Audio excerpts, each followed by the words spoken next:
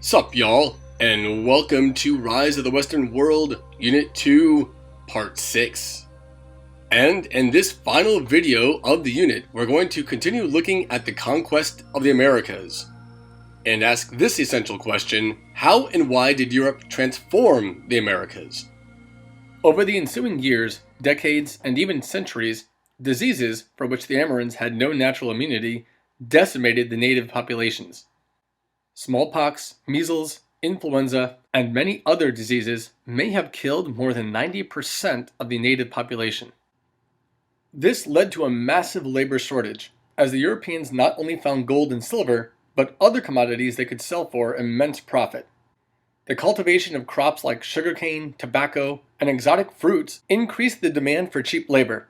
To fill this void, slaves were imported from Africa, often captured by rival tribes and empires. African slaves were preferred because of their immunity to Old World diseases and for the fact that they were more accustomed to tropical climate. But of course, there were the racist beliefs of many Europeans that they were a superior race. The same was true of the Europeans' view of the Amerinds. There was little doubt they would have been used as slaves if they hadn't died off in such great numbers. Almost immediately, the Spanish and Portuguese governments took direct control over their colonies. The Council of the Indies was organized to govern all Spanish-American affairs: legislative, judicial, commercial, financial, military, and religious. Now we go back to the concept of distance decay, that distance separates. So the fact the Council of the Indies was needed in the first place was really a matter of geography.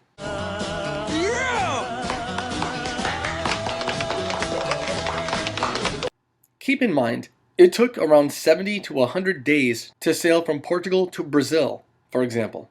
Viceroys, or vice-kings, such as the man you see there, acted on the king's behalf. But of course, if they chose, they could delay implementation of the laws.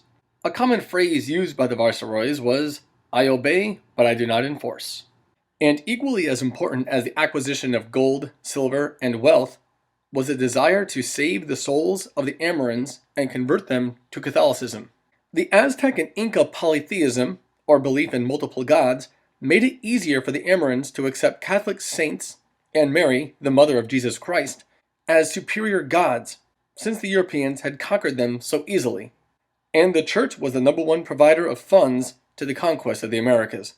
The Church was also the largest holder of property and provided most of the education in Central and South America. And a quick look at the society in the Iberian empires, we can look at the social classes, for example, in the Spanish colonies. You can see at the top were the peninsulares, or those who were born in the Iberian Peninsula. These people held the top jobs in government and the church. Below them were the Creoles, or those who were descendants of the Europeans, but born in the Americas. Even though they were racially identical, they were given more of a second-class status. Regardless, they were still very powerful, usually owning the mines, haciendas where they grew the crops, and ranches where they raised cattle and other animals. And below them were mestizos, who were a mix of white and Indian, or mulattoes, who were a mix of white and black, and at the very bottom were the slaves and the Native Americans. So as you can see, Spanish and Portuguese America was very hierarchical.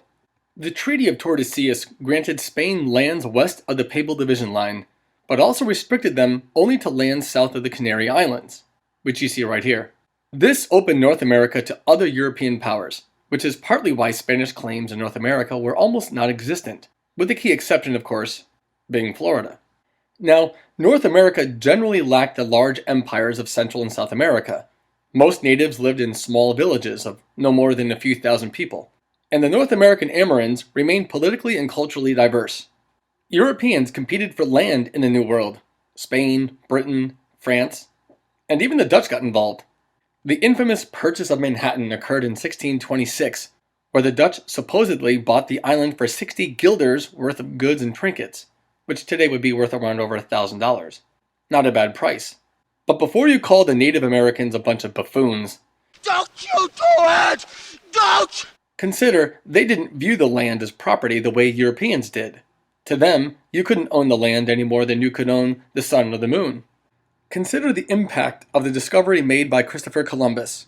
True, he wasn't the first European to set foot in the New World. The Viking Leif Erikson was recorded to have made landfall in North America around 1002, But this discovery never led to any major changes in Europe or the Americas, and the Viking settlements were eventually abandoned many years later.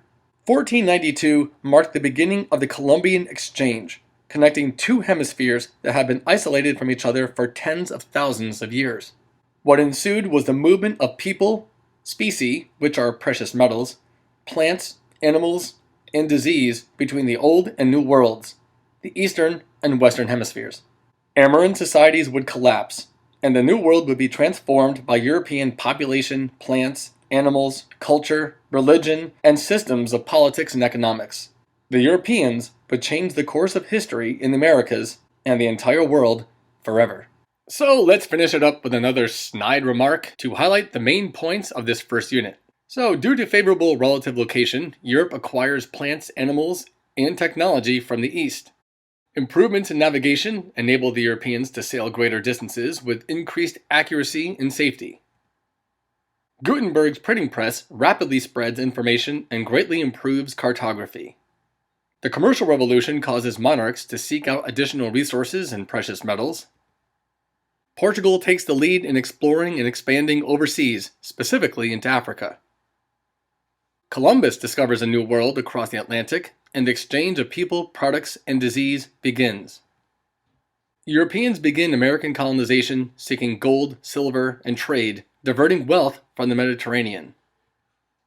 And Europe conquers the New World, starting a new era of domination. I have put many beautiful piñatas in the storeroom, each of them filled with little surprises. Many piñatas? Oh, yes, many! Would you say I have a plethora of piñatas? A what? A plethora. Oh, yes. You have a plethora. Jefe, what is a plethora? Why, guapo? Well, you told me I have a plethora. And I just would like to know if you know what a plethora is. I would not like to think that a person would tell someone he has a plethora and find out that that person has no idea what it means to have a plethora.